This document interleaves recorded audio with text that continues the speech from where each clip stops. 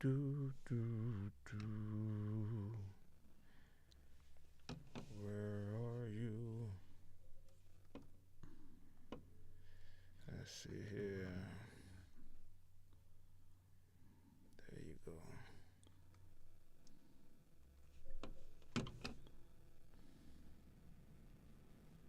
What's that? That's your phone? That's my phone? Yeah. Mine is quiet. It sounds like the air conditioning. Oh, no. I thought you had your headphones on.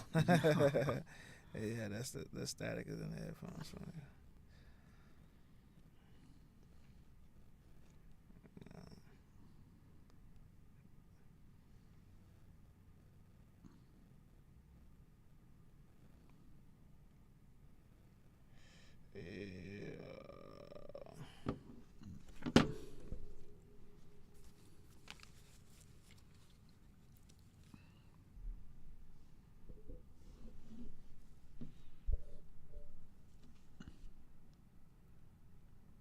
What's the static from?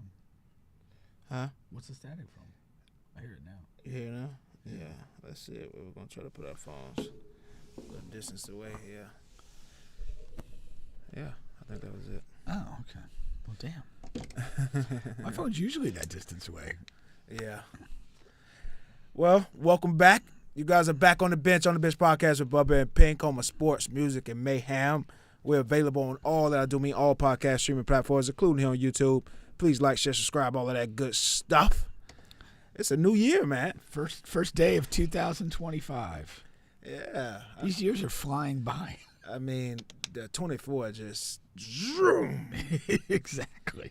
flew by, drove by. That's crazy, man. Yeah, no shots fired, though. But yeah, no, we're here in 2025. Feels a little weird. You gotta do that thing now, like when you're dating stuff. Yeah, now yeah. You're not putting the wrong year down. Yeah, you got to remember to put 25. Yeah. So be alert tomorrow when you return to the office. Yeah. And then it's like, you know, your some people party and stuff for the new year, but you know, you're off. They give you New Year's off, but you have to go in the next day, like tomorrow. Yeah. Today has felt like a Sunday all day. Yeah. It's had that feeling. Gotta go back to work tomorrow. Yeah. Damn. Yeah. I mean, I didn't party at all, really. Others, I'm sure, did. But I mean, New Year's Eve, you get the whole day to recover. Yeah. I mean, if you're still unfit a full 24 hours later, like, you might be the problem. Going a little too hard. Yeah, a lot too hard. I mean, come on. I don't know. Have you ever had like a multi-day hangover? Yeah. You have? Sure. Yeah. For real? Yeah. I've never. I mean, I've woke up like throwing up organs and having joint pain, but by the next day I was a full go for practice. Like even my last big drinking outing when I threw water on my cousin's neighbor and just did a bunch of stuff I don't remember doing. I was still good to go the day after. I mean, I needed New Year's Day to recover, but on the second I was full speed ahead. Yeah, man. Yeah, but we got a lot of good stuff to talk about today. Where are we at here? There we go.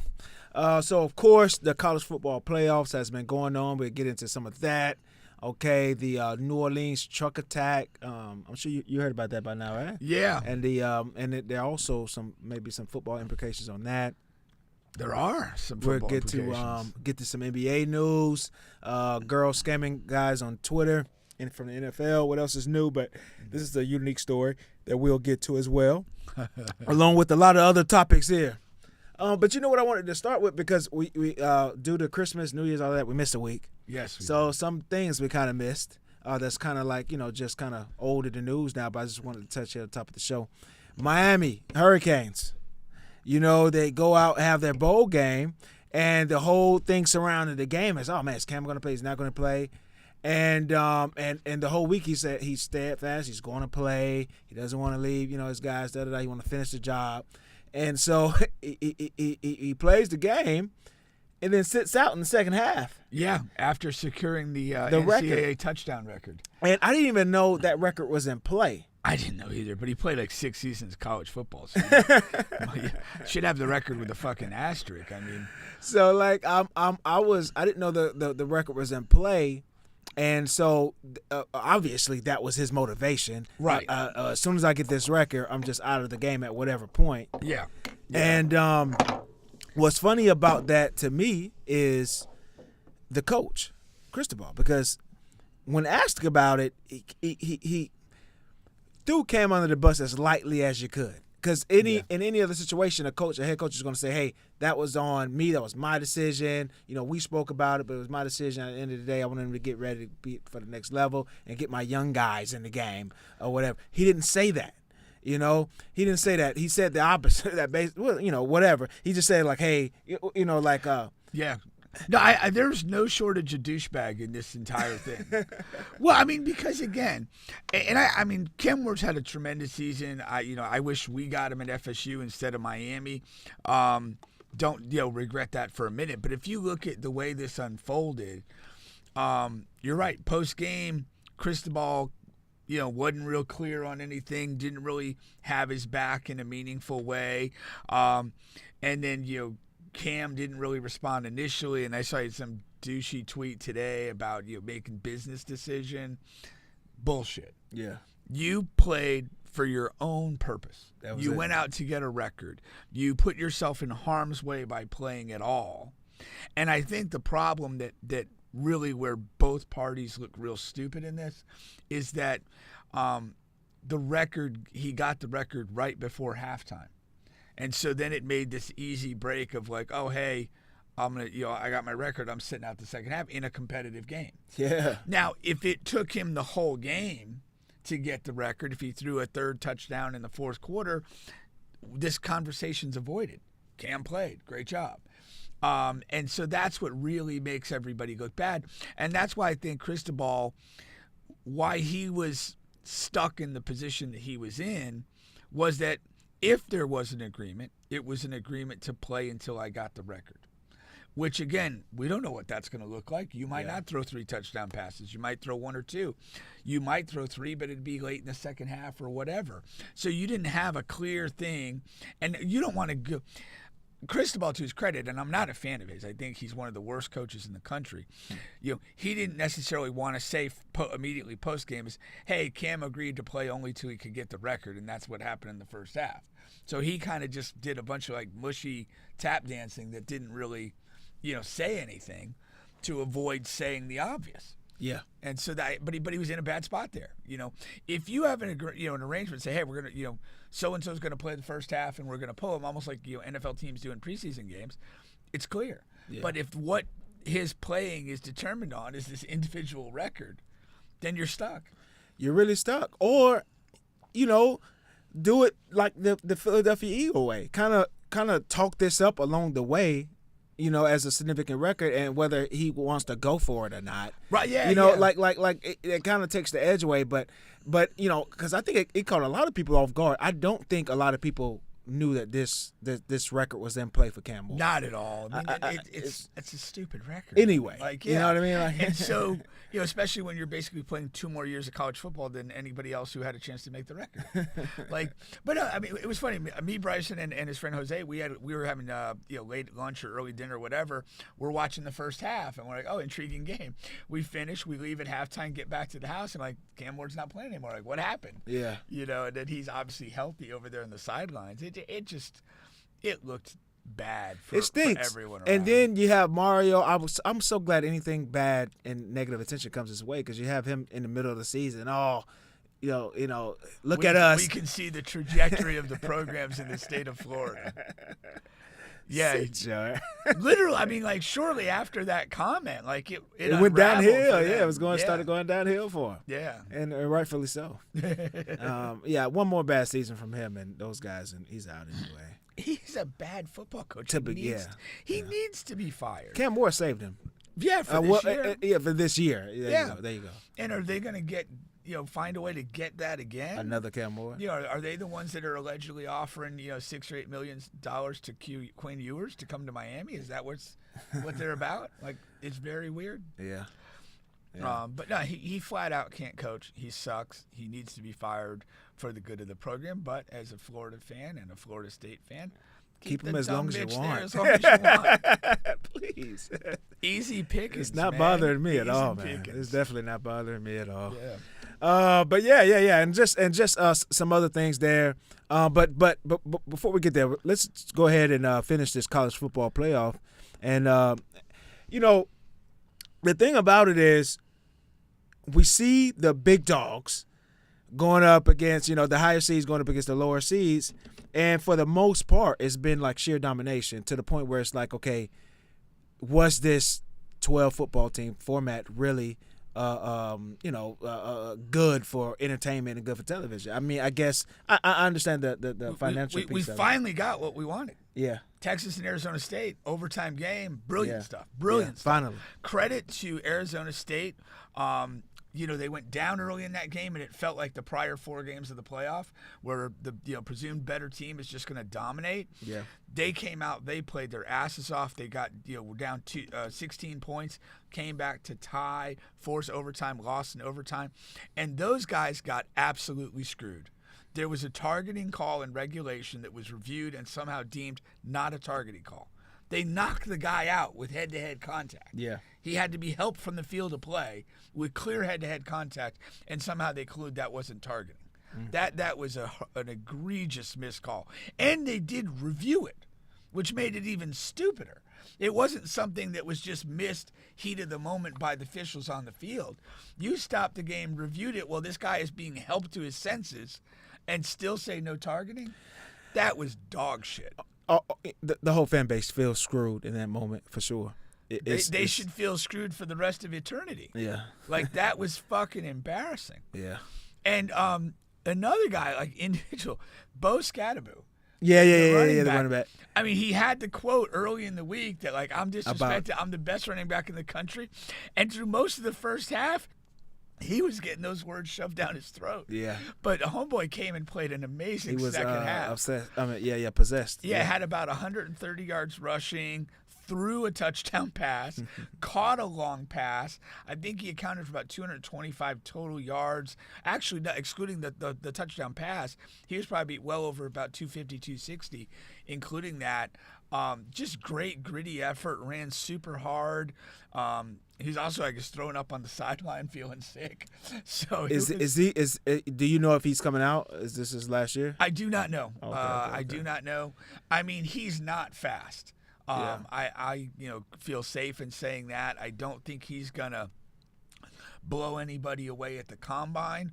I also want to say this: there was at one point in the second half of the game a multi-play highlight reel of Bo Scadaboo with head-to-head collisions in that game. This man is going to have CTE. There's no doubt about it. So his running style is extremely physical. He will not last long. But credit to what he is right now. Wish him the best. Really enjoyed watching him play today. But as far as NFL draft stock, I would not rate him too highly. And that's not to say he won't have maybe a couple of productive seasons. But, again, he's not going to run at the combine with a speed that's going to wow anybody and move him up the running back draft board. And running backs we know are already sort of devalued, despite what a few guys are doing in the NFL this particular season. So I think he'll be probably a later round pick and has a chance to maybe be productive as kind of a hard-nosed guy.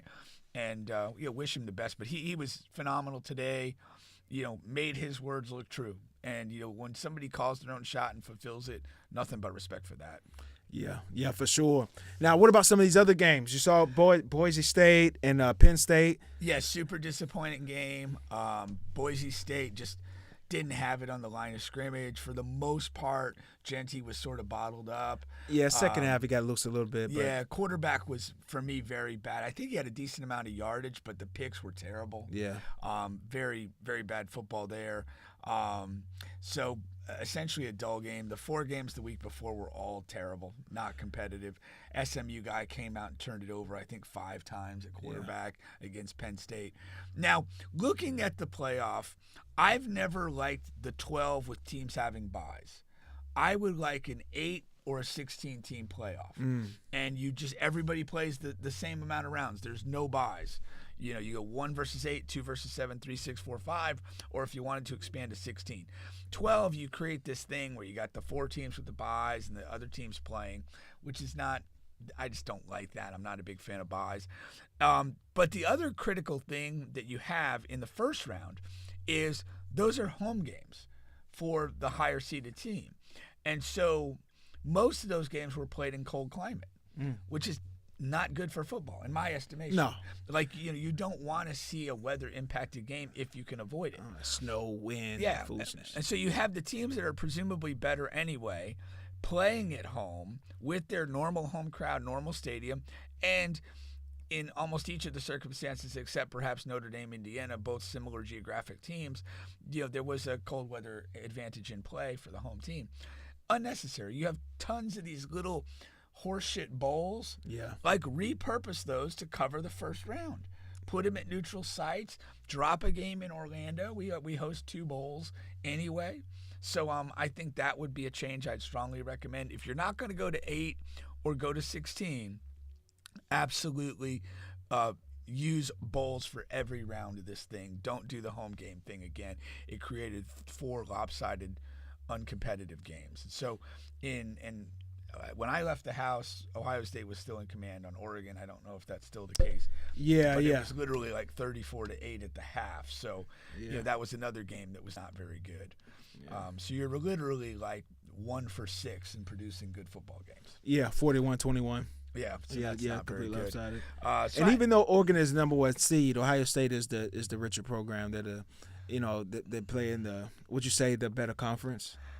No, they're in the same conference. I mean, well, now, Oregon is now. Oregon now is I in mean, the same conference. what was disappointing? I mean, like, there's nothing wrong with that game as a game, other than Oregon's performance. Yeah. Now, I mean, bear in mind, Oregon beat Ohio State earlier in the year. Yeah. A close game. Yeah. And to come out and be down 34-8 at the end of the first half, that's just not showing up. That's not getting it done. Yeah.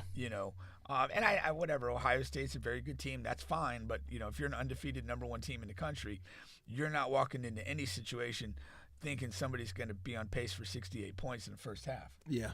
That's just a bad showing. No, 100%. Now, who is Ohio State supposed to draw next? I believe they'll draw Texas. And then you'll have Penn State awaiting the winner of Georgia. Notre Dame, which got moved to tomorrow. Yeah. We'll definitely get into that.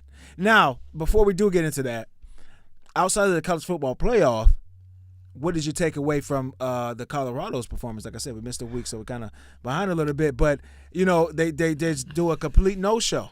Deion is not Peter North. He does not finish. He's not won a final game in his 4 seasons as a college coach. That's extremely disappointing. This game in particular was appallingly disappointing. Yeah. This is the last time probably you're going to ride out with your 2 sons and Travis. You have your whole roster play, you get extra insurance for everybody, and then you go out and play like that. Now, I mean, BYU, to their credit, was well prepared. They won the game of trenches on both sides of the ball. They were excellent. Credit to them. But the Colorado was a no-show. They didn't bring anything to the table. I watched that. I watched most of the game. I mean, I did too. Mid fourth quarter, I couldn't take it any more punishment. But it was like, as I'm watching the game, entering the second quarter, I'm thinking to myself, damn, is this just a mismatch of like power? They don't seem like they belong on the same field.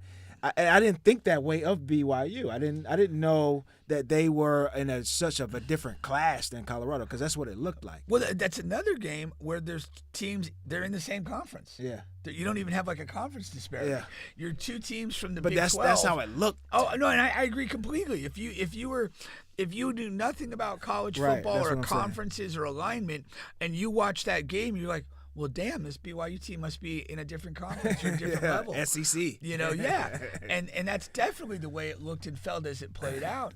And again, that's why it's so just miserably disappointing from Colorado to play that poorly. Yeah, especially with your stars now. Yeah. And this is what I'm saying. Like, I don't know, and we kind of touched on this before, but moving into the next season, without your top gunners, without Shadur, without Travis, without Shiloh for what it's worth, what are the realistic expectations for next season? What is a season where you afterwards you look at it and say, job well done, Deion? Do we keep harping on, oh, this was a 2 how long does he keep the excuse of, hey, this was a 2-12? He can't. This is one of the reasons why I felt he needs to leave. This was the perfect time. He's not going to do any better. Again, he did not have an amazing recruiting class. He brought in a 5-star quarterback. He has not had an amazing transfer class. Now, interestingly, they did get a transfer quarterback, Caden Salter, who's was a guy I was interested in for Florida State. I think he's a good player. But the combination of you're bringing in Julian Lewis, you don't fully trust him if you're bringing in Salter at the same time. And I'm not saying you should trust an absolute freshman quarterback. That's, I think, a reality that Deion's accepted, is that, like, I have to play to a certain standard or this all falls apart. Yeah. I can't, roll it out an 18-year-old freshman next fall and live or die with him with what I've got on this roster. So I don't think there's a lot of great upside for Colorado. And again, the recruiting and the transfer portal work is not there. I mean, yeah, they've got some kids, but they're not bringing in, top 10 class of high school recruits, and I don't think they're bringing in a top 10 portal class. No. So what do you got? Yeah. The two most talented players you're ever going to have in the program are gone. Yeah. I don't see it. If you look realistically and say, well, what would be a successful season? If they got 8 wins next year with what they appear to have right now, that'd probably be a very good season. Yeah. Well, we'll definitely see how, because we still have a second wave of portal business. Portal business. Yeah, for sure. So, and of the guys that are currently in the portal, they basically have, if they want to commit and go somewhere, they have until essentially the start of classes. So that'll be, probably first, second, maybe in some circles as late as the 3rd week of January. I don't know all the school schedules. But to be eligible to participate in spring football and move forward with the program, you'd have to be enrolled at the start of semester. So, there's still some people that could be committed. I think the portal window, except for the teams in the playoff who are just finishing playing, is closed for teams that are out of the mix already. So there may be, a limited amount of new names, but the other side of that would be new names from good teams, right? Because they're in the playoff. So that's something to do. But I don't see a lot of optimism for Colorado, and that's why I felt Deion's probably best served to leave. Yeah. The other thing that's kind of like just popping off crazy right now is tampering, and you have a ton of stories. The Boise State coach said it. The UConn coach said it. There's the story about Quinn Ewers, somebody offering him a big bag. Now, my understanding of the rule is that when a player goes in the portal, it's open season to contact him, communicate, whatever. But, there's clearly a lot of communication going on to guys that haven't entered the portal yet as to what they might expect to see if they do. And it's so interesting on Ewers because, of course, his stock had dropped this season. Yeah. But you still have the playoffs to play. But getting ahead of it and anticipating maybe he has a bad game or the season just ends abruptly. You put it in his ear. Hey, we have 6 to 8 over here for you. Weigh that against whatever a rookie contract would be, and if you want to, go in the 2nd or 3rd round now, or come over here with us for an extra year and boost your stock up as a top 3, top 2 hopefully pick. Boost your stock up. Yeah, hopefully, that's the thing. So it does. If the money's that good, it makes an interesting choice. If the money's going to be better, under an NIL deal with a particular school right now versus what you're going to make as a non-first round pick, you really kind of have to think. But with the non-first round pick, there are some guarantees in a contract particularly of a higher drafted guy. But certainly if you're a guy that projects, like I would say after the 3rd round, so if you're a 4th to 7th round guy and any college is offering you a decent bag, you got to take it.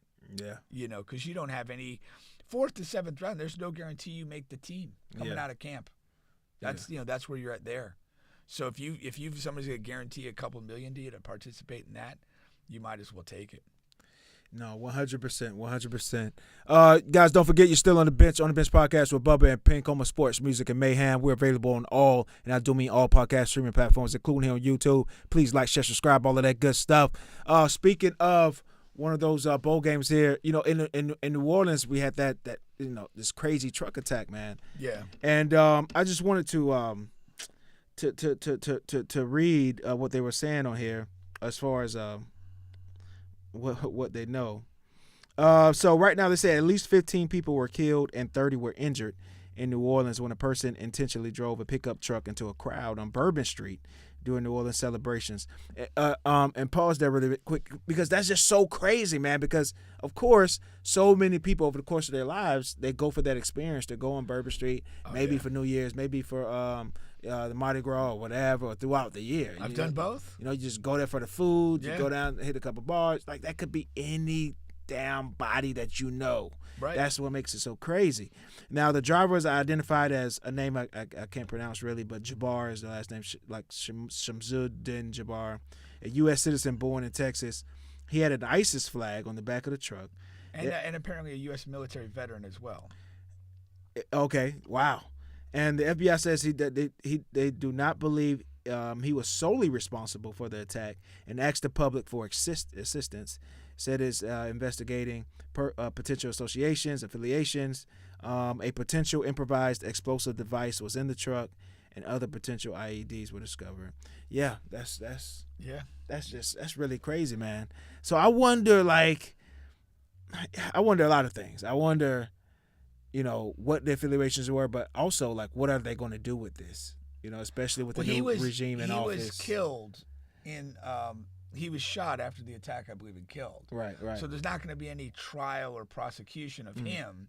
Now, if they are able to link some co-conspirators, they could, potentially capture and prosecute those individuals for what they've done. Yeah. So yeah, you're not going to again, and if they can't link anybody, you have nothing. Yeah. Yeah, because you have a dead body. And so there's not a whole lot to do from an administrative standpoint if until you can prove and connect him to other people involved in supporting the attack. Right. So that's really, kind of where the FBI and whatever, care the administration is going to give to this. It would have to be, if they're able to find out that this was more than a singular act, and if they could find, arrest and prosecute those individuals that were in allegiance with this guy. Now, how does this impact the football game? And which football game? Is the Rose Bowl? No, it's Sugar Bowl. Sugar Bowl down in New Orleans. That's Georgia and Notre Dame, which is a part of the college football playoff. Right. The game has been moved from tonight at 8:30 to tomorrow at 4 p.m. So the game will go on, and be played. Again, money's going to drive that. But honestly, I recognize that people died and there's probably some anxiety or whatever, but at the end of the day, you still have those two teams and their fan bases in the city wanting to play a football game. And, you're delaying it, 20 hours. That's going to change a lot. Just play the fucking game. So you said they should have played it for me. Yeah. At the same. I recognize I'm probably an outlier, but there's not much that should stop a game from being played in my book. Because it wasn't it didn't have anything to do with the game. Right. The argument would be, I guess, the city is now preoccupied with this terror attack, but we're moving the game 20 hours. So that's not going to make a huge difference. No. And then you're also saying, theoretically, this person may not have acted alone. So there could be others out there in some sort of terror cell ready to do something else. Okay. I missed that piece, yeah. But from a progression standpoint, I don't know that driving a vehicle into a crowd of people on Bourbon Street is going to signal or be a precursor to an attack on the Superdome. I just don't see that type of escalation in basically a 24-hour period. Yeah. And it would have been less than 24 hours if they played the game tonight. Yeah. So that I think is weird. The other thing, and I don't it's kind of an open-ended thing right now, is there was a Cybertruck that caught fire in front of a hotel in Vegas. and it was a rental vehicle. Apparently, there were fireworks, and I don't know. There may still be some wiggle room as to whether these were regular fireworks or maybe some sort of IED type stuff that went up. I think the driver of the vehicle died, but there was at least some concern or inquiry that this may have had some connection to this in New Orleans. So I'm not sure. I guess we'll see how that unfolds. Musk went online and said that like they investigated internally as to like the car having a defect or failure, and he said it didn't, for whatever that's worth, and that it was due to whatever these fireworks were in the back of the vehicle. Yeah. So, yeah, that's crazy. Are you an Elon guy? not anymore. But prior, you were like, this is interesting. I've had a Tesla for 7.5 years. So, yeah, I like the car. Did that surprise you, that alignment? I gave him more credit than that, but I was misguided in doing so.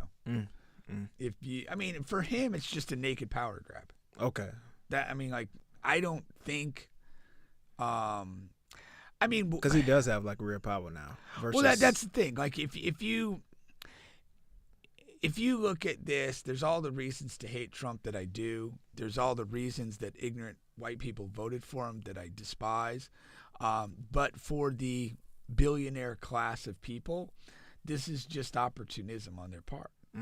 And, he basically got, helped get this guy elected, and he's got some bullshit position in the administration. And that was probably promised to him beforehand. Yeah, and he feels he's got a tremendous amount of leverage. I mean, he's been tweeting about what Congress should be doing and not doing. Oh, wow. He's out of his fucking mind. Just seriously. At this point, and I don't take this lightly, but if you as the owner of essentially a social media platform are, and we know you were involved in the election, and we know you have the ear of the fraudulent president, like you saying the government should do this or that, in my estimation, you're moving toward treason. And so lock him up and execute him. Oh my goodness. Along with Trump and everyone else who participated in that. January 6th was treason. Yeah. That's beyond a doubt.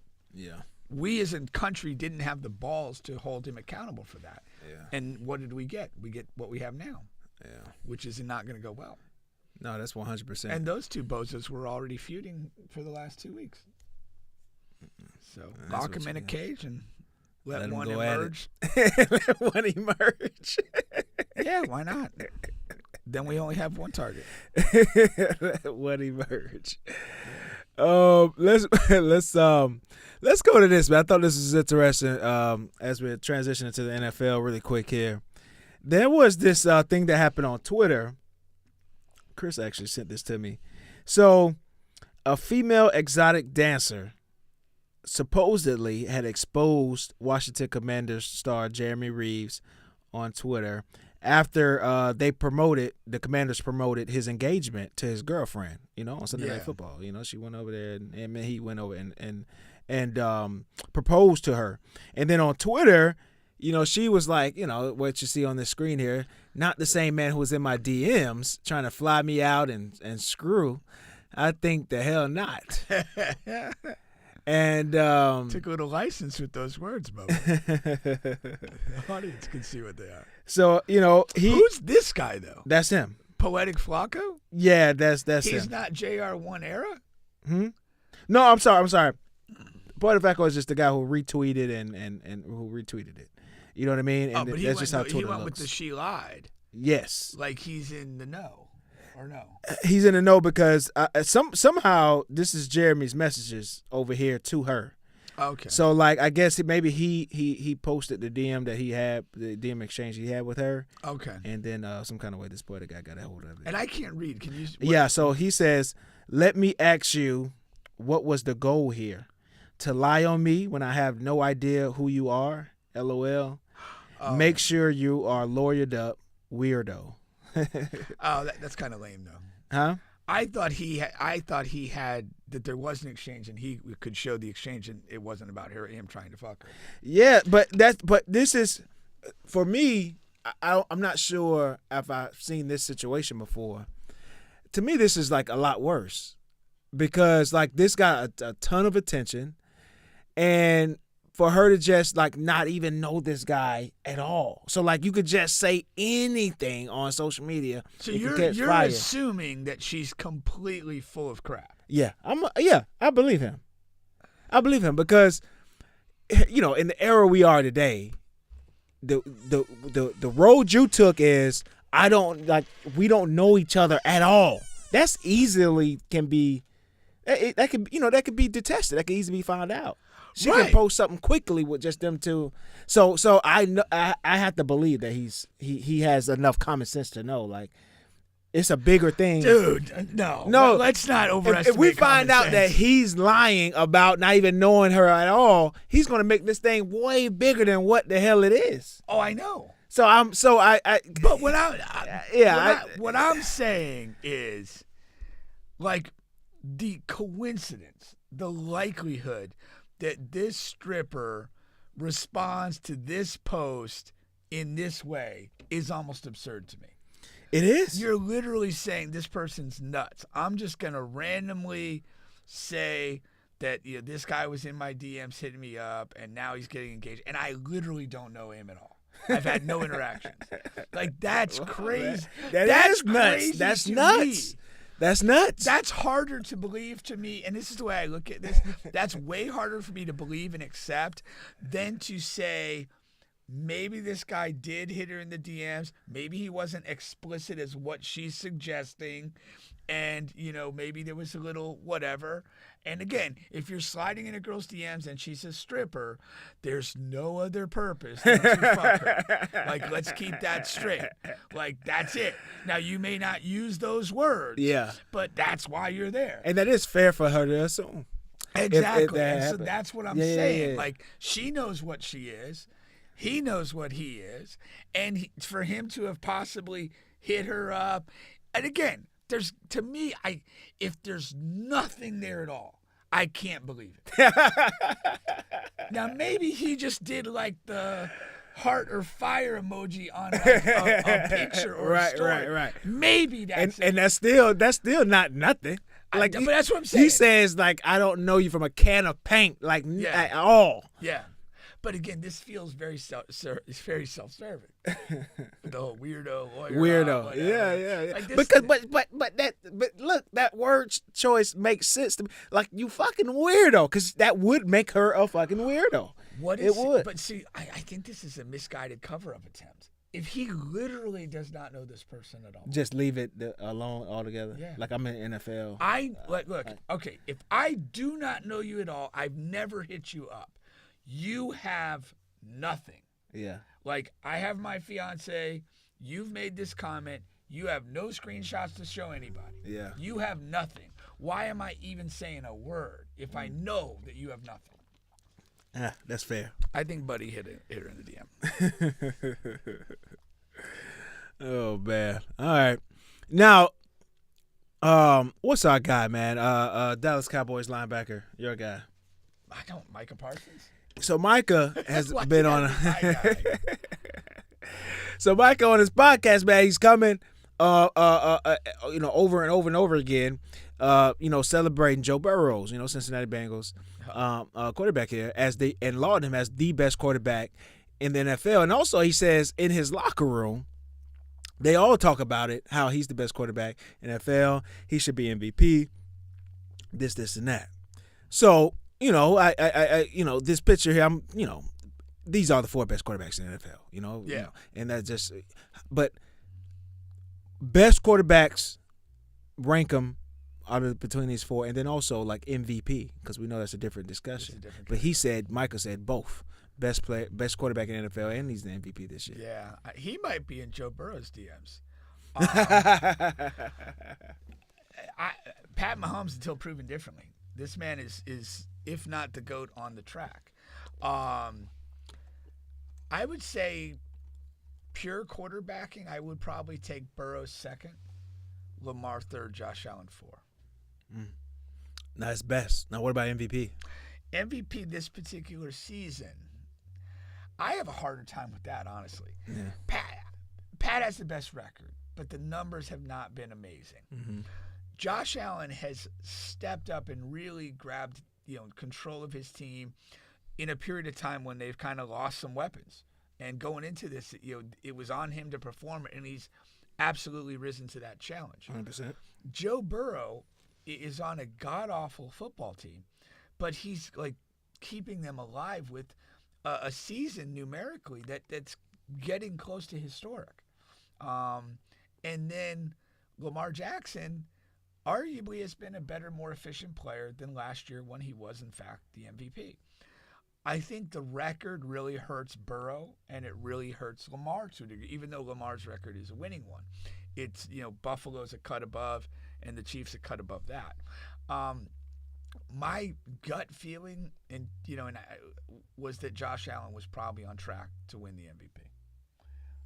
And you look at second best record, you look at beating the Chiefs in a head-to-head game, and playing as well as he has in a season where his receiving weapons have really sort of transferred almost completely. Yeah. I'm on the wavelength of if the Bengals make the playoffs, Burrows is the MVP.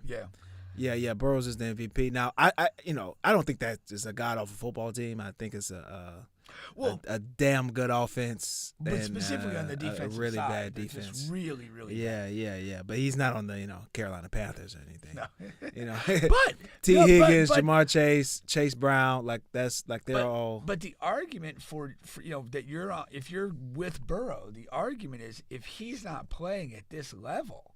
This is a team that has 3 or 4 wins. Yeah, they're the Cleveland Browns. I mean, that's where you're at because they only have 7 wins or 8 wins right now. Yeah. So it's like they need to win and they still need help. They even if they win this in week 18, they still need. But to say if he's not playing at this freaking level, that they would only have 4 wins, which would put you in there with like the Jags and Raiders and those. And I think it's different with the Chiefs and Ravens in that aspect. Yeah, for sure. Because we've seen Derrick Henry led teams with bad quarterback play. Yeah, over and over again. But looking at, literally all of these guys have excellent MVP cases. Yeah. You're really having to pick fine margins to distinguish among what. Yeah, and then you throw Saquon in there. Yeah. And you have some people even trying to throw, and I'm not totally mad at this, but Goff and Darnold in. Because their numbers compete to a certain degree. And Lamar and Burrows, they're having, like you said, near historic seasons. But those guys with the records, with the stats, that's tough as well. They go head to head on. That's going to be a really good game. Minnesota, Detroit. Yeah. I look forward to watching that. Yeah. Not many times in my life I've said that. I don't think many people. You know what I mean? Yeah. No. So yeah, man. So I'm looking forward to that. Yeah. But outside of that, for me, it's always Mahomes is going to be the best quarterback. But man, it's some freaking guys in this league now, man. Yeah, you go. Like Baker Mayfield's really done a great job. Yeah, man.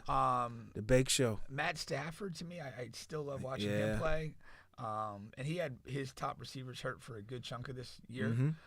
There's a lot of guys that play the position really well. Yeah. Even Bryce is showing some signs of life. Yeah. It's kind of crazy, but yeah, Darnold and Baker, like they were in Carolina, I think 2 years ago together. Yeah, and exactly. That team's so bad they couldn't get either one of those guys to play well, and 2 years later, they're both having amazing seasons for the teams they're on. For sure. And then Darnold has a situation to where his contract is up after the season, but they have the rookie. J.J. McCarthy. They got J.J. there. Injured early. So it's like, do you pay Sam? He's playing so well. Like, or does it depend on? It will depend on the run on the rest of the season. How far it goes. Yeah. How does he perform in the playoffs? Yeah, if they have a run, if they make a conference final, make a Super Bowl, something like that, like it'd be extremely hard to not pay him. Yeah. And then you have to move the rookie if you do that. Most likely, you could probably go another year and play it out, simply because JJ missed the entire year with an injury. Yeah. And so, you could still kind of sell it as, hey, he's coming off an injury, he's getting, still learning the NFL game, you could still play it for a year, I think. Yeah. And I think I would. Because you never know. Like, even if Darnold, continues to be very good, but he misses a couple games next year, to have a rookie quarterback on a rookie deal to step in, you'll probably pay close to the same amount of money to secure a credible backup. Credible backup, yeah. Why not? Yeah. Yeah. And you hedge the bet if Darnold regresses. Yeah. And that's the other thing you could potentially do. Should the Jets bring back Rodgers? No. He is an absolute cancer at this point in his career. Mm. He needs to be out of football. Yeah. Put him in his cave and let him, do his drugs. No, but he's had, again, he individually has been terrible. Yeah. The team has been terrible. The team doesn't like him. He nobody fucks with him in that team. He needs to go. Yeah. If the Jets don't do that, they're absolute incompetent. The vibe is so off, man. You got guys demanding trades like right now. Yeah. And it's like well past the trade. Like, what do you want these guys to do? And and it's like a him and Devontae show, and you got Garrett Wilson doesn't want to be there, and he's mad. And he's the young hot step receiver. Yeah, there's more upside to him. And you got to wonder, honestly, like between the last 2 years, I mean, he had a good rookie year, and then he goes 2 years in a row, which should be leap years. Yeah. And stuck in situations with, Zach Wilson for a year. Because of and the then injury, and then a absolutely crap Aaron Rodgers for a second year. Those are massive leap years, and he's just gone completely flat. Yeah. He's got to save his career, and if it's not with the Jets, he does need to demand a trade and get somewhere. Yeah. Oh man, tons of teams to be after him, man. Yeah. No, that's for sure. Once again, you guys are on the bench podcast with Bubba and Pink, home of sports, music, and mayhem. We're available on all podcast streaming platforms, including here on YouTube. Please like, share, subscribe, all of that good stuff. Let's go to some basketball here, man. The NBA, they said the season doesn't start till Christmas, right? That's not technically, but that's what a lot of people say. We talked about how we could fix NBA and stuff like that, and now this has the season officially kicked off. We're getting some good games, some good matchups here. I wanted to talk about this Ant-Man quote here. Ant always give you some quotes here over the course of the season. We typically talk about them. This one I thought was interesting, and honestly, I just didn't like it. So OKC beat the Wolves, and after the game, Anthony Edwards was saying how Shea he's definitely the MVP.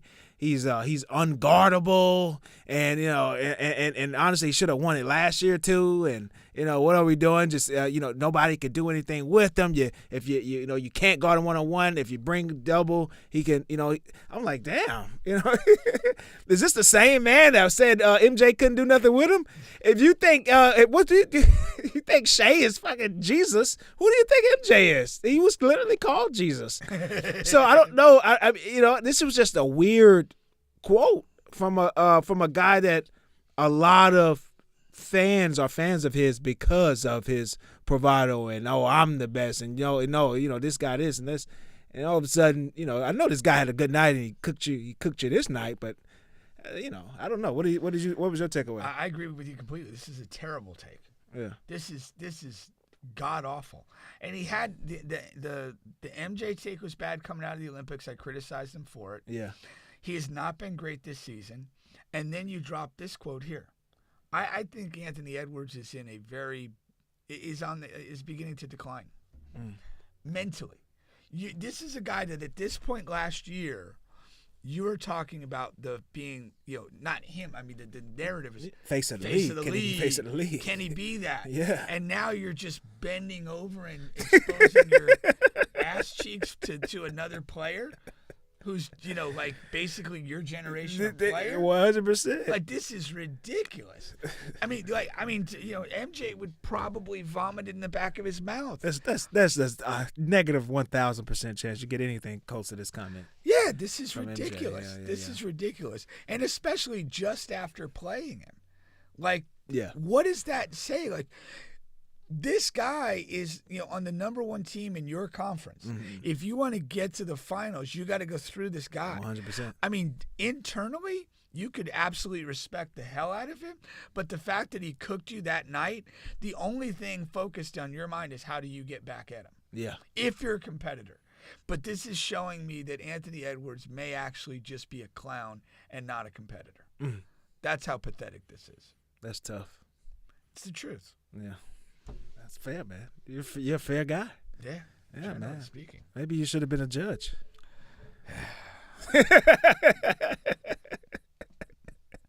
That was a strong side.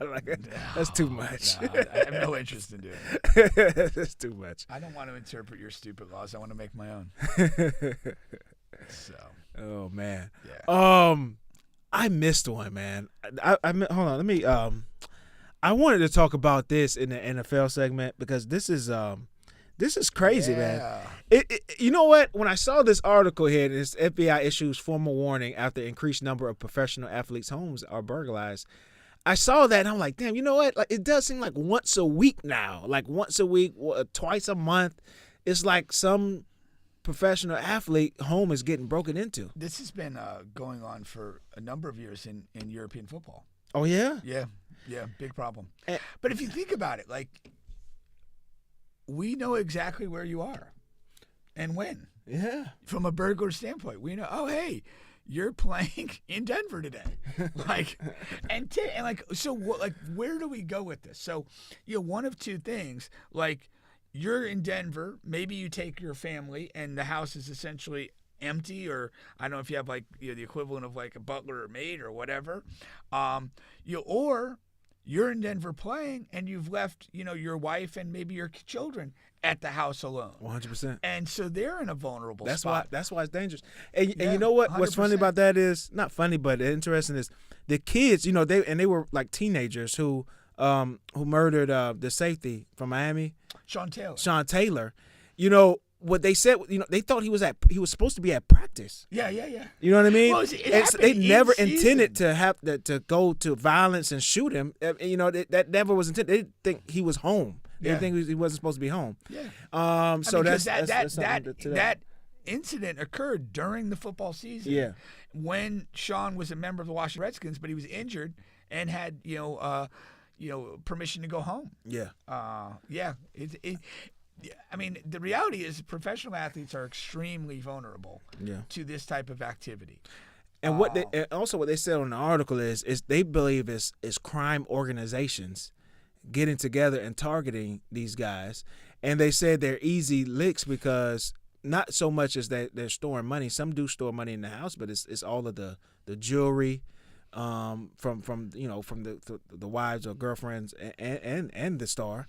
You know what I mean? So jewelry, artifacts, trophies, all that stuff, memorabilia, and things of that nature. That's really what they target. Yeah. And it is crime organizations getting together and targeting these guys.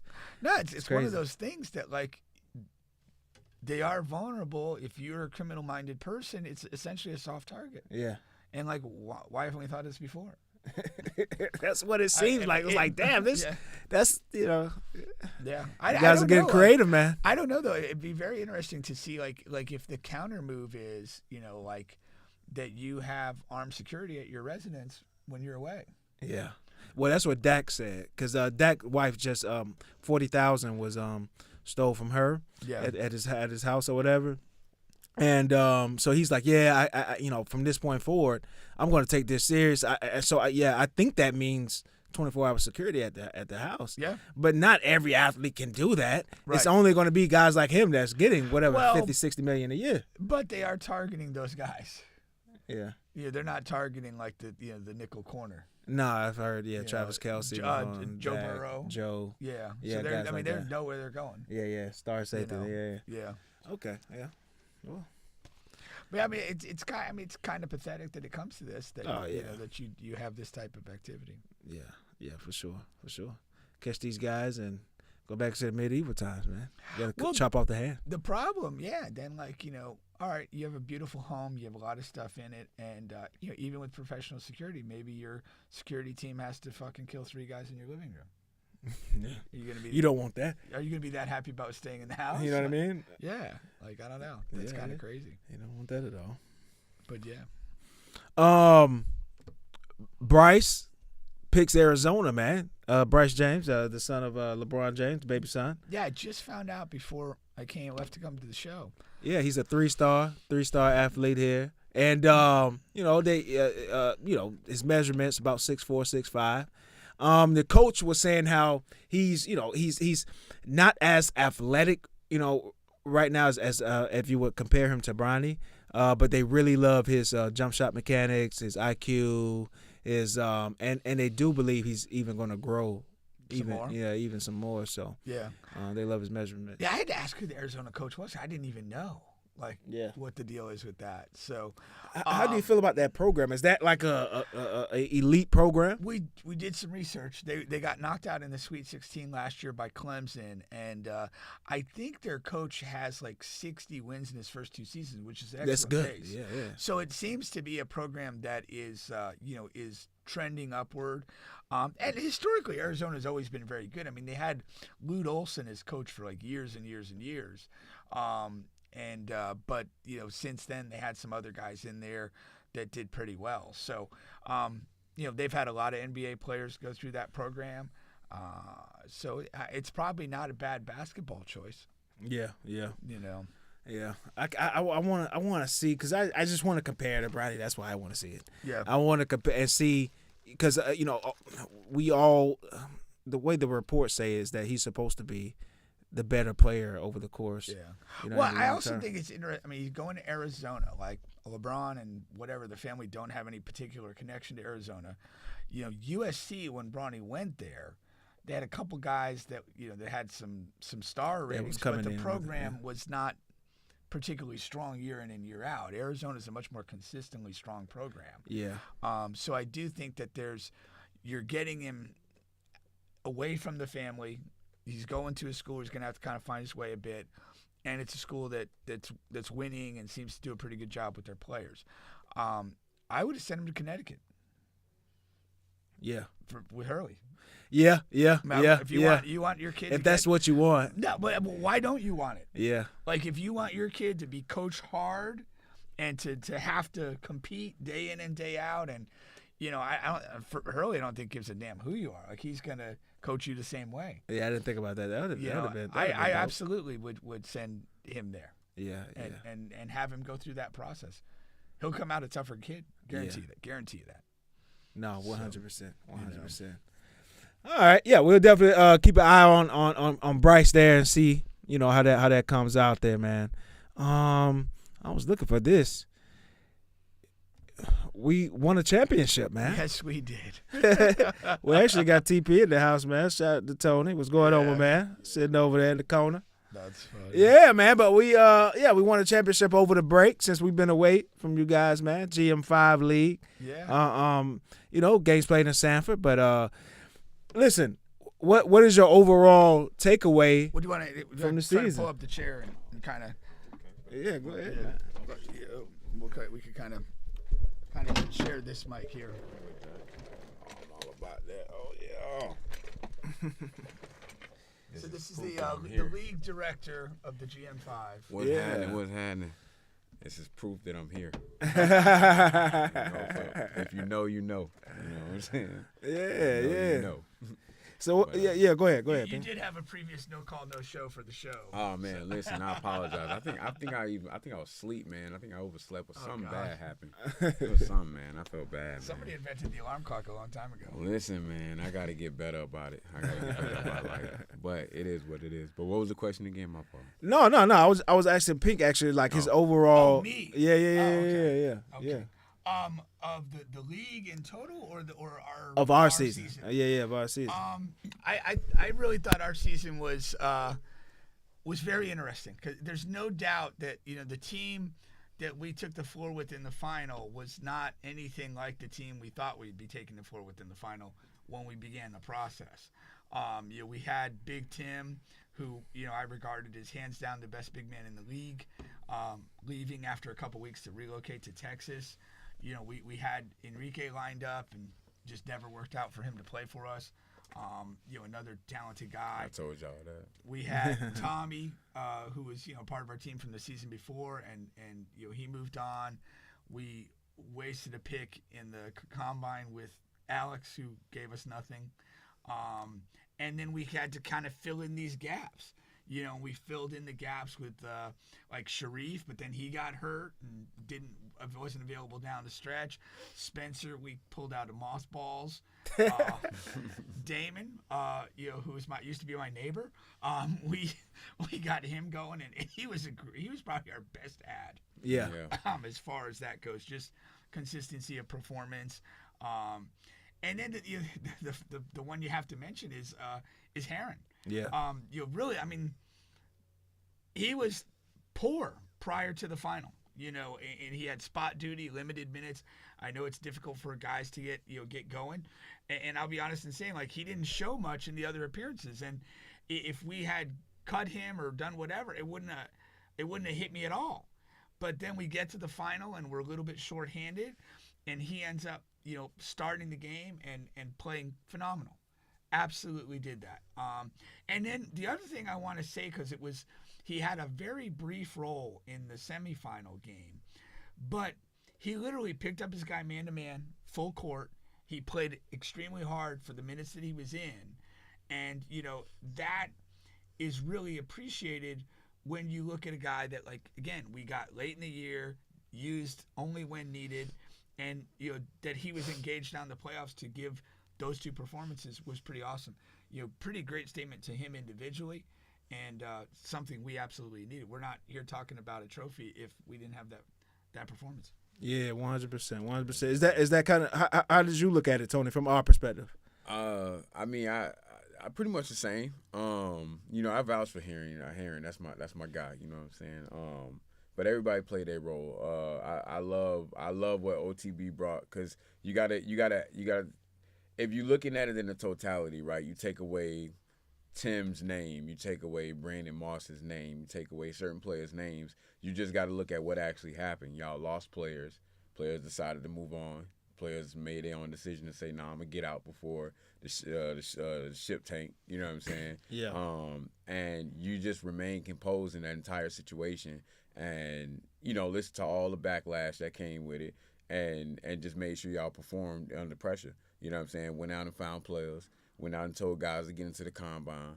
Made sure guys, strategically went to the team the way it was supposed to. Like, to me, that's the management aspect that I speak of when we talk about GM5. It's like, that's the difference. Like, you got to be able to manage your team under all circumstances. Like, you can't make no excuses. You know what I mean? Because that's what people do. People, my man wasn't here, or he wasn't here. Well, that's your fault. You know what I'm saying? Like, you could have figured a way to maybe get a call-up player or something, to somebody from the combine, you know what I'm saying, just play for that day or something like that. So I felt like you did everything you were supposed to. But you did it the last season, too, if people pay attention. You did it when you called all the call-up players into that, you know what I'm saying, the game before the playoff game, I think it was. You just had to make the right moves, and this time it worked. You know what I'm saying? Damon was a great pickup. I vouched for him on court side. Heron was another great pickup. Originally a city baller, you know what I'm saying, that I still feel like Phil should have held on to, because, again, sometimes, like you said, it's not about you getting the player, it's just about making sure the other team don't get the player, because that's going to be bad news if they do, because just like Pink said, he didn't play great his entire stint coming in at mid-season, but it's when you need it most, he played the best, and that's all that matters.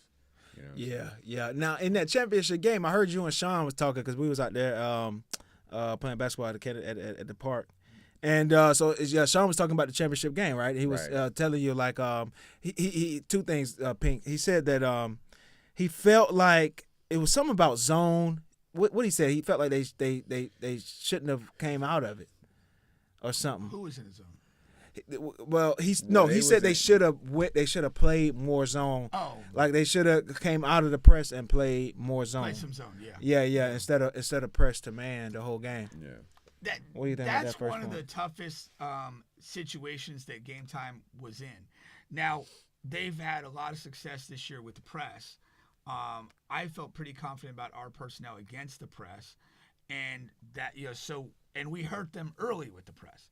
And the problem that you have is they go down by double figures pretty quickly. And then now, what are you going to do? You're going to sit in a zone with no shot clock? Well, that's going to work? Yeah. and I've done it before in high school. I'll hold that bitch at midcourt till you come guard us. If I have the lead, I don't care. Right. People could be mad, they could be bored, whatever. I'm here to come out with a win. Right. And so, and I've been in that other side of that situation. Like you play that now. I mean, you could go back and rewrite the game and say, hey, maybe when we first started to make a move and it was a 4 or 6 point game, quickly go to zone then, and maybe the game takes a different rhythm and they don't go down double figures. You could certainly play the revisionist game on that, and I could understand it. But, I recognized that they were very invested in the press because it had been so good for them. Yeah. And the reality of the game in the second half, we got sloppy and the press, got them some stuff, and got it to a 1-possession game at a point. So, that's one of those things that you live by the sword, you die by the sword. But when you're down double figures in the second half or a fourth quarter in particular, and there's no shot clock, to me, you don't really have a lot of options other than to heat the other team up. Yeah. And hope for the best. No, for sure. Now, TP, what do you think Game Time has to make some changes, or you think they can just run it back with the same team? I'm gonna be honest with you. I already knew before the season even came to the championship game or the playoffs. Game Time wasn't coming back with that same unit. The point that got my 5 is having your core, like the people you fool with the most. It's no disrespect to any of these, quality players out here. Shane has his own system. And when you bring in Shane's system, it's not a Game Time system. You know what I'm saying? And there's not confliction there, but it's like, you remember Jeremiah was in the seat. Jeremiah got booted out. It's things like that to where it's like, nah, that's not going to work when people talk about, man, we need to have our core guys that started with us from the ground up. That's like, got a hand in it. That's like getting rid of Pink. You know what I'm saying? Like, that don't make sense to somebody. Like, why would you do that? So I don't think Game Time comes back with that same unit. Now the question is, can they steal some pieces? Like, can they keep Dante as a franchise tag? Can they maybe secure a player like Ty and Terrell? That's just questionable if Shane runs a team. You know what I'm saying? If Shane runs his own team, a lot of those guys are loyal to them. You know what I'm saying? So you think, like, as far as Game Time changes, you're saying it just may be a situation where Shane does his own team, and Game Time sort of reformulates. Does their own thing, yeah. I mean, it's funny. I have like my perspective just from being in basketball. Like whenever Shane's on a team, for all practical purposes, it's Shane's team. It's Shane's team. It doesn't matter where that is in the city. Like, that's just the way it is. Right. And he's always going to have the familiar faces. They're always going to be very good. And and I know we won, but I mean, I would be remiss. I mean, that's one of the outfits I have the most respect for in terms of participating in any of these leagues, because he does the right things. I mean, he gets a group of guys that play roles, and they play a style of play, and they play well together, and they win way more than they lose. Right. So I again, for the last 2 years, when we've been in the league as OTB, I've always looked at Shane's team as that's one of the, how would we beat that team? And the fact is we're 1-2 over 3 years, but we won the one that matters. Yeah. As far as that goes. And I know, like, last year you had Squad X, and it was kind of a similar situation. They're very good, and it's like, how could we find a way to beat that team if we have any aspirations to win the league? That's the question you have to ask when those type teams are involved. Yeah. No, that's for sure. Now, I still think the biggest mistake was not going after AJ. We gotta let Worldwide from AJ. our thing. Yeah. Yes, 100%. That's kind of the only thing I wish we could AJ take would back. have answered all of our problems. He's locked in with Worldwide, though. I will say that, though. And I respect that move because, again, it's about finding your home. You know what I'm saying? Like, what y'all want him for is rightfully so. Like, hey, we trying to win. But what AJ wants to do playing with Burger is like, I want to play with somebody that respects me. He's just as locked in over there as Travis Hunter was to FSU. I don't know, man. Like it sounds good and it look good until it ain't good. I mean, but y'all got a squad. Y'all don't need nobody right now. You know, y'all need sitting on top everybody. of the world, man. Everything is under Nah, consideration. Everything is under consideration. No, I respect that because you're supposed to never stop working. That's a lot of people fail and they just stick to what they got. And it's like you gotta keep working. If you see somebody in the gym and he lighting it up, you gotta question it and say, "Hey, what's up? Let me talk to you." Yeah, and you can't assume. Like last year, that's the thing. We assumed, like, you know what I mean, and then all the guys left. Like, you know, we gotta keep guys in the pipeline, talk to guys, have guys ready. Because when you're coming at them last minute, now all of a sudden, like when we lost him and I figured the thing came to my mind, like, oh, Enrique is really not ever going to show up. Yeah. Like, you know, and we were reaching out to guys one by one, but it was just so last minute, and we need you, like, when is the game? It's this Saturday. And then, you know, so you got all these different guys that we believed in, that we circled through, that just couldn't even come by and play because, you know, but I feel like if we had been talking to them, you know, ahead of time and just keeping that line of communication open, man, we would have had a better fit in there sooner. Yeah. But we still won, so everything's all good. But it is like, and I think the lesson you take away from this season, you know, from our perspective is like, you know, we sat down like shortly after the end of the prior season and had a talk about what we wanted to do moving forward. Yeah. And one of the things we concluded pretty rapidly was that nobody we had on the season before roster was so essential that we couldn't not have them.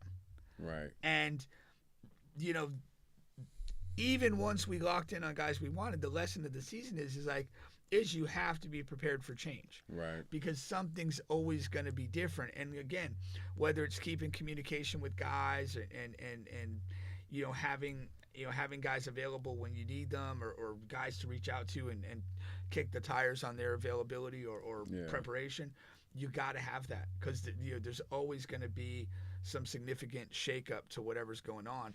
And so to say, hey, we accomplished this with this group of people, I just look at it as that's this season, and then next season's going to probably look significantly different. You know, I mean, we certainly have interest in everybody that we had, but you know, will they be available? That's what I'm saying. That's what I'm saying. Yeah. You just never know. And we wouldn't be due diligence if we didn't kick the tires on some people that could, you know, potentially upgrade in some situations. Yeah. Right. That makes sense. Yeah. You know. Yeah, And that was the thing. Like, honestly, with Enrique, like, he was pretty positive in all of our talks with him. Yeah. And you know, I get he has a reputation of not doing that stuff, but to me, like the potential reward of his talent through out, you know, made it worth kind of keeping that door open as long as we did.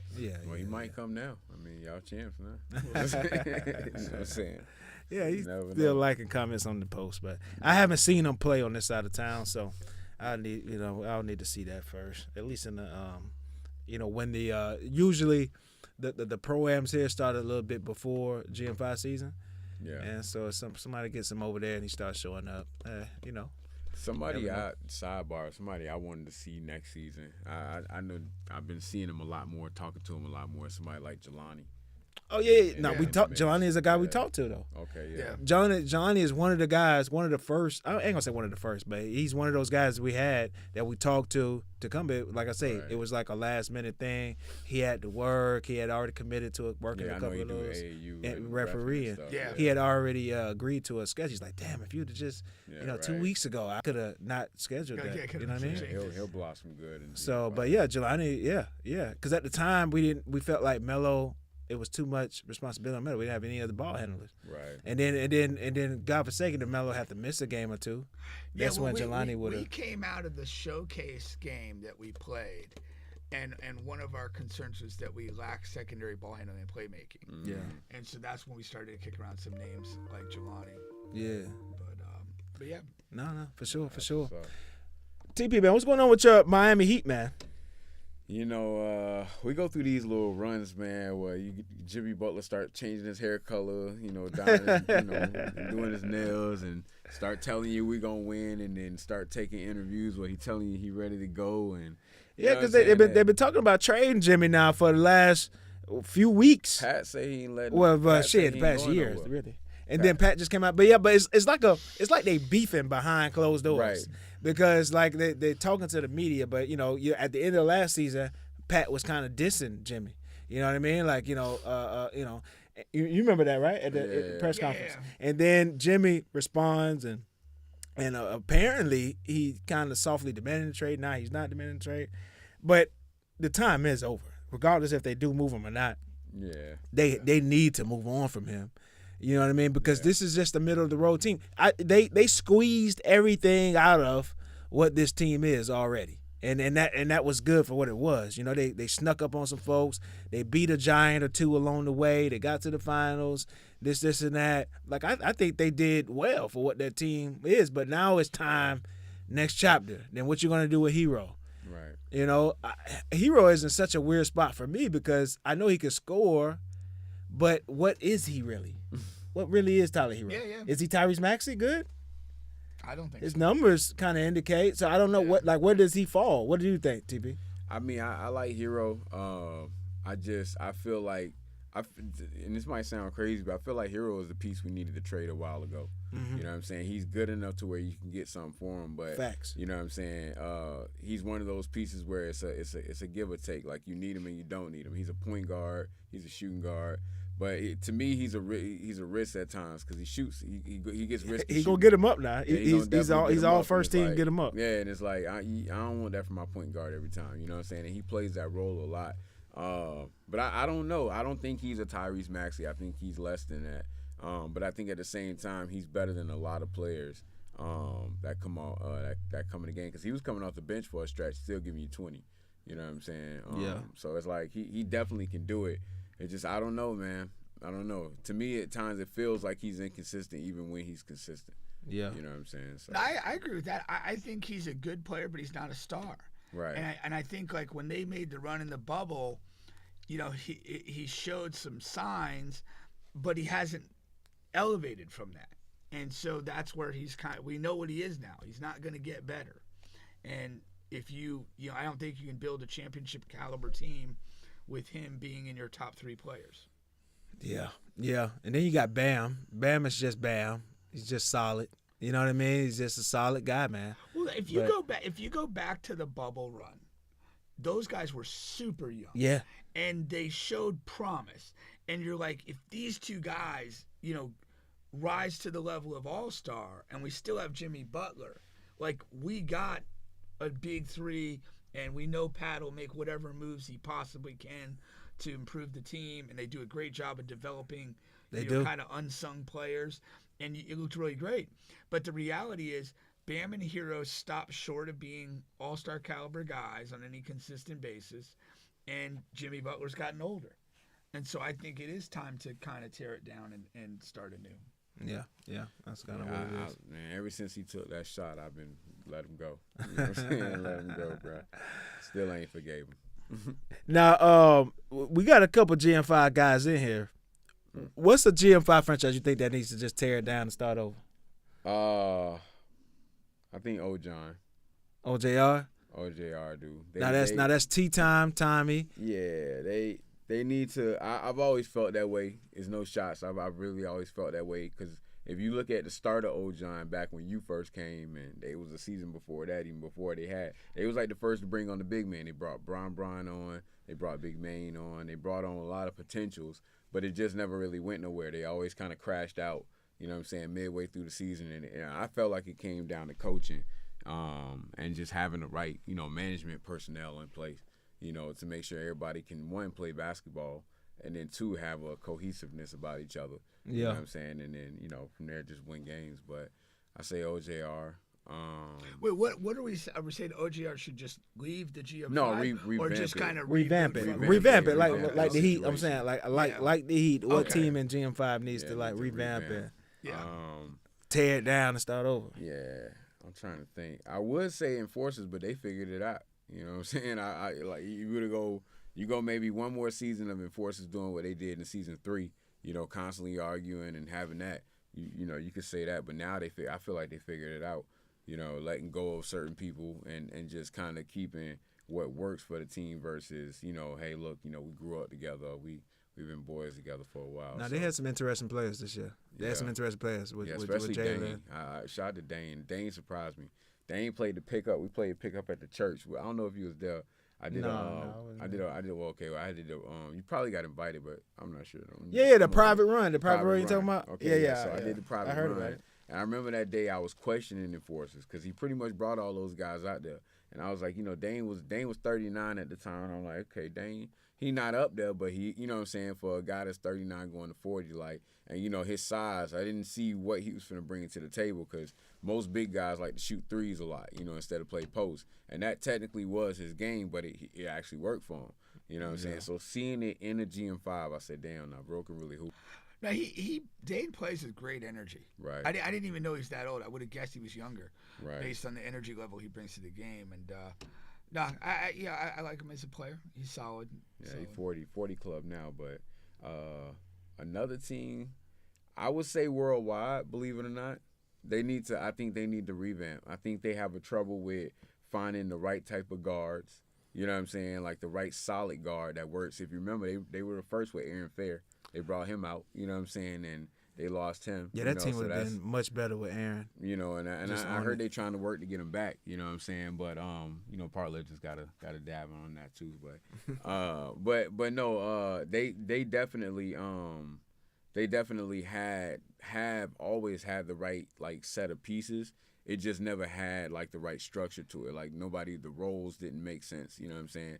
Cortez, like, do you keep a guy like Cortez? Like, he's giving you 2 seasons of not really giving you what he's supposed to give you after, hearing his name coming out of. He was better last year though. He was better last season. Right. And it's, to me, so he's declining. You know what I'm saying? And like Pink said, sometimes you might got to get rid of some stuff to upgrade. That's old. And there's no disrespect to people. It's just if you're not going to work during your off season, then what are we going to do for it? Me, Bouncy, bro, I like Bouncy. Sometimes he's too inconsistent. Guys got to work on learning how to be consistent. If certain players were more consistent, given 15, 20 ball games, like Jalen Moret was doing coming off the bench for certain games or whatever, you would see a lot more wins. Now AJ ain't got to work so hard. And I feel like that's what happened in that semifinal game. AJ had to work hard and guys just didn't show up. See, for me, I think that team is count up. I think they got a.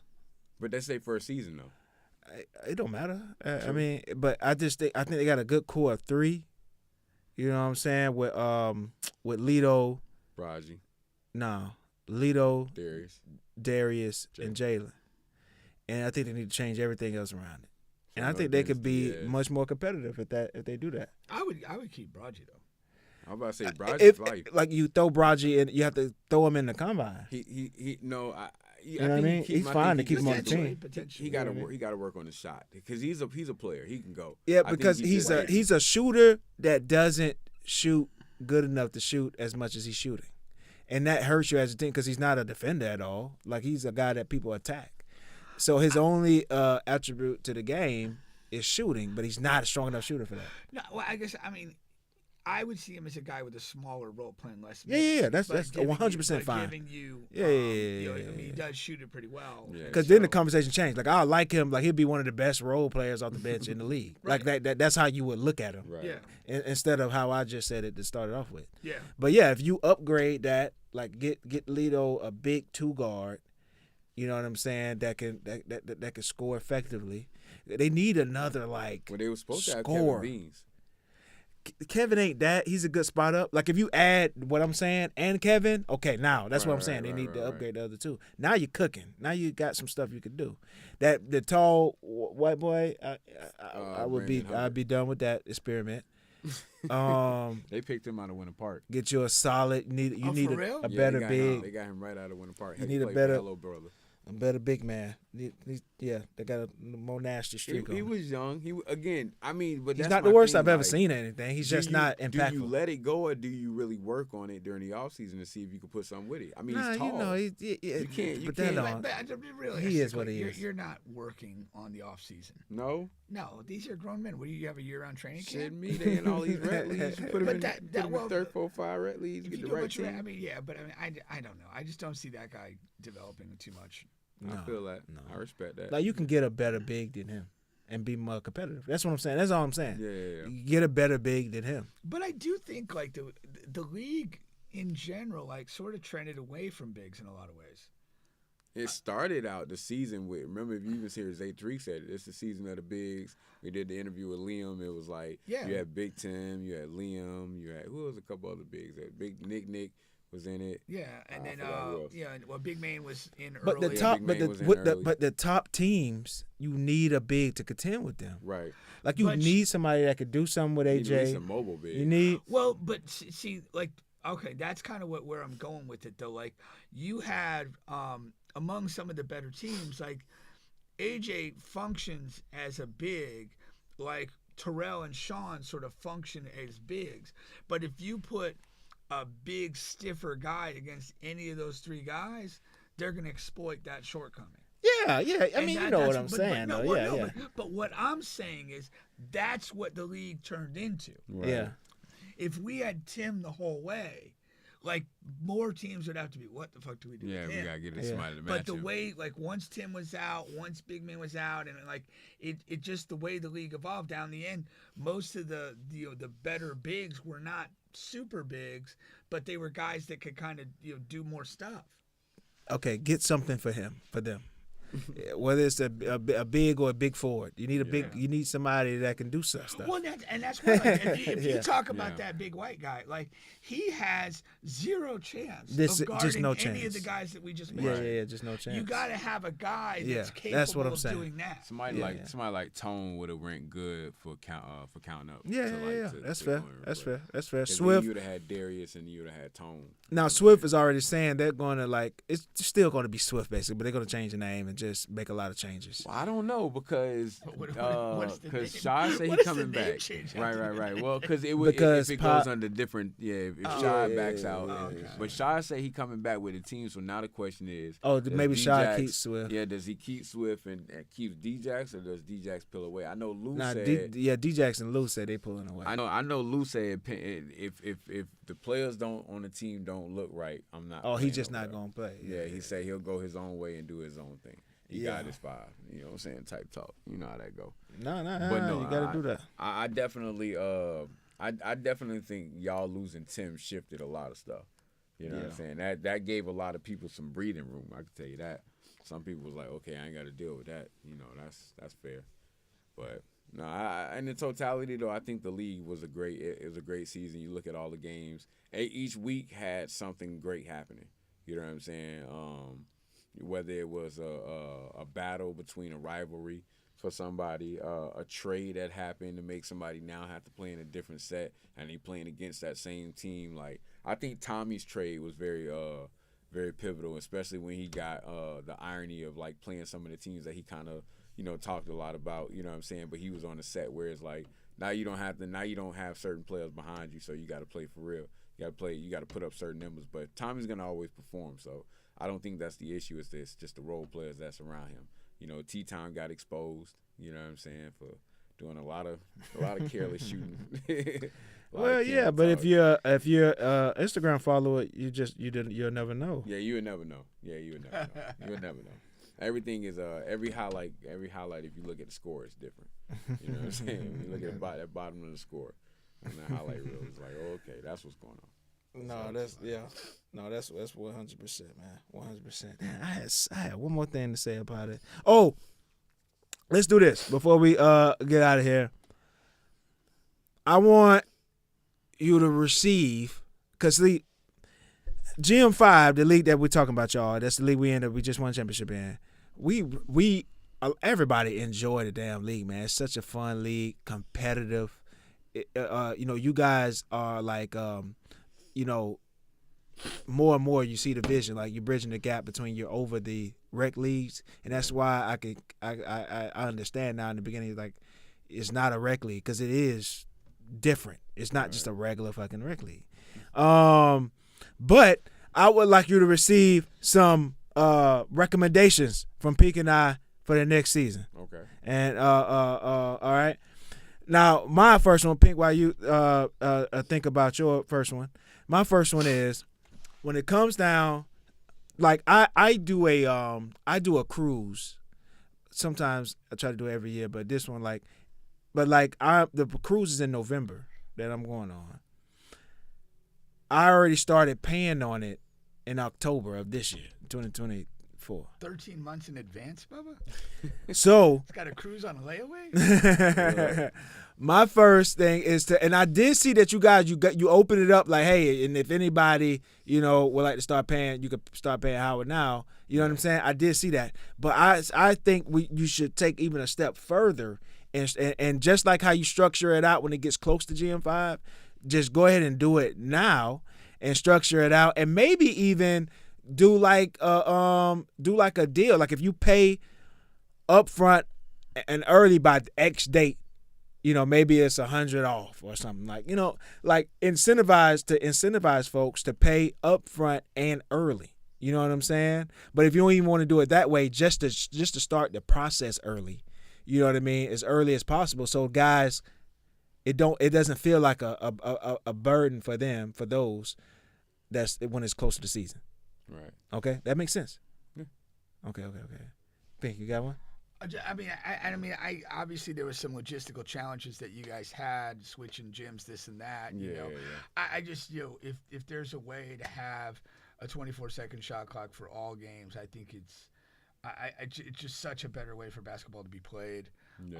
And I don't know if it, like somehow even maybe buying your own shot clock. I don't know what the deal is there, but I do think that makes the games just much better from a competitive standpoint. Like we were talking about with like the press and this and that. Like if you have a shot clock, like you kind of know there's going to be a certain more amount of possessions, and maybe you could do some zone and do some different things tactically. It just kind of changes the game, and I think it makes it in some ways a more challenging game. When you have that shot clock dynamic. Yeah. What about the playoff thing? Oh, my thing with the playoffs, because at the end of the day, we had 8 teams in the playoffs because only one team didn't make it and one team folded. Right. My preference has always been for like an 8-team playoff where it's 3 rounds for everybody, no buys. I'm just not a buy fan. I would have loved to see like 1-8, 2-7, 3-6, 4-5. And we just it was play 6 from there. teams, not 8. Sorry, 6 teams. Was that, yeah.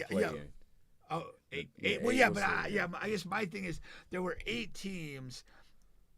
At the end of the day, we could have just structured it where it was, like I was saying, 1v8 the first weekend. The second weekend is, the semifinals, and then you have your final. And it would have avoided the dynamic of, playing 2 games in a day for any playoff team, which is a challenge. Is there a way to keep that with the play-in? Say if you do the play-in tournament thing, what would this? How can you still work that with the seasons after that? If you have a 10-team league, which was what we started with, correct? Yes, you could do just like the NBA does.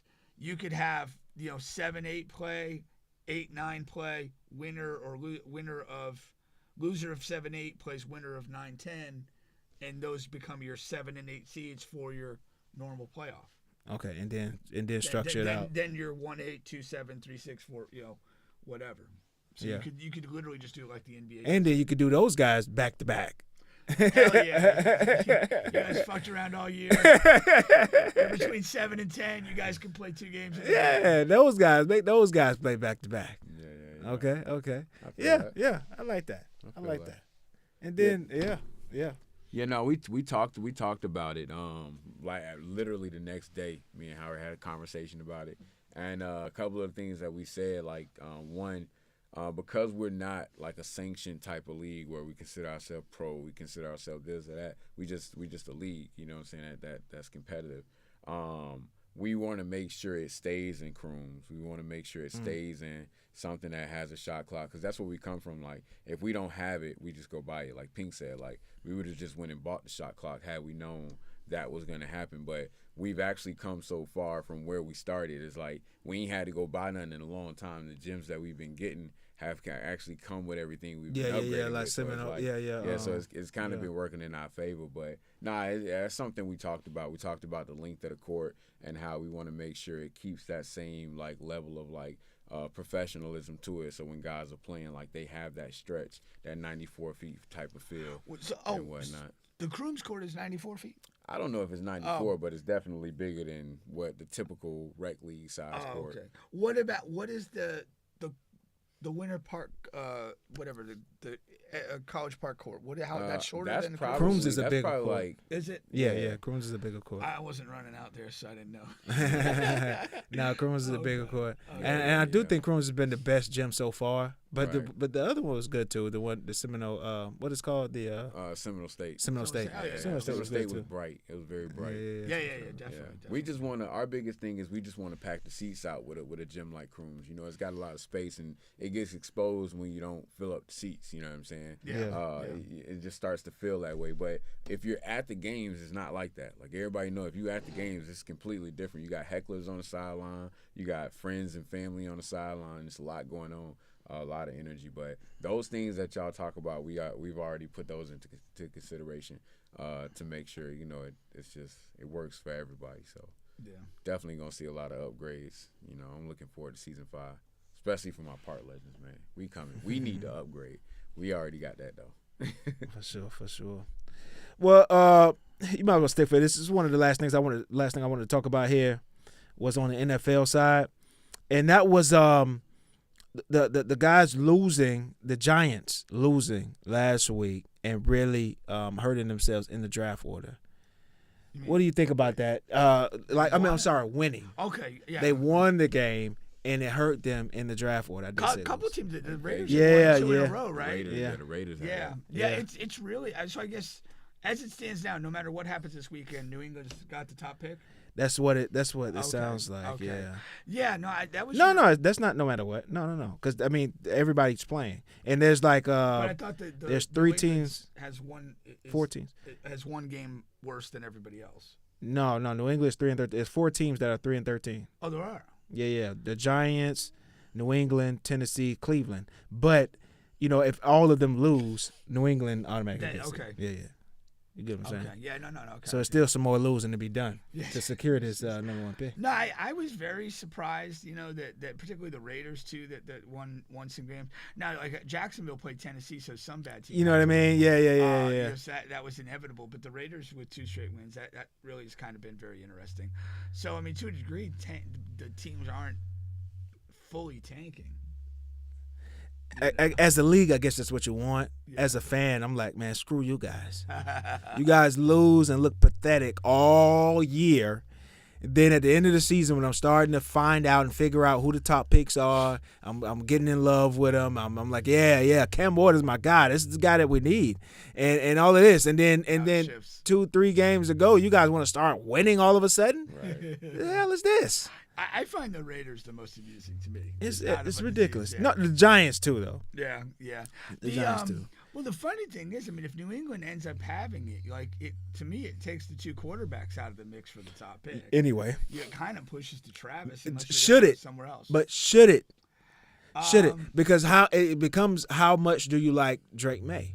That becomes, I mean, the vibe I get is that they do like him. And it seems like a lot of football people outside the Patriots like him and what he's shown so far, although it's it hasn't been super successful. Maybe he's Justin Herbert. I don't know, but there does seem to be some sentiment that he's got the stuff you need, and so I don't think they'll make a first-round move. Get rid of him or draft a quarterback. I just don't see that. So then that means you could pull a Travis in there. That's what I'm saying. I think that becomes the most likely scenario if New England's the number 1 guy, is that Travis goes first. With Travis out there, I don't think it makes sense to trade down, accumulate more picks, and get more guys. I know that they need a lot of help. Yeah. But Travis is the type of talent you just can't. You take him. He's going to put a lot of eyeballs and attention on your thing, and as cynical as it is, he's going to sell a bunch of shirts and merchandise. Yeah. At the very least. I don't, as a fan, I don't want to see him in New England. Fucking New England, like without Tom Brady there. Yeah. I wish better for him, but yeah. If I'm them, to me, the bigger question the Patriots have is Jared Mayo. Yeah. Do you move on coach. from him? Yeah. Is that? I mean, he didn't show much this year. Now, you know what I've been hearing? They've been doing my Jacksonville proposal with New England. The trading Drake May to say to whoever, the Giants or whatever, and getting the number 2 pick. And then number 1 pick, Okay. and then getting Shadir Travis and Deion. Would they do that? That'd be very interesting. That would be very interesting. Yeah. You know what I mean?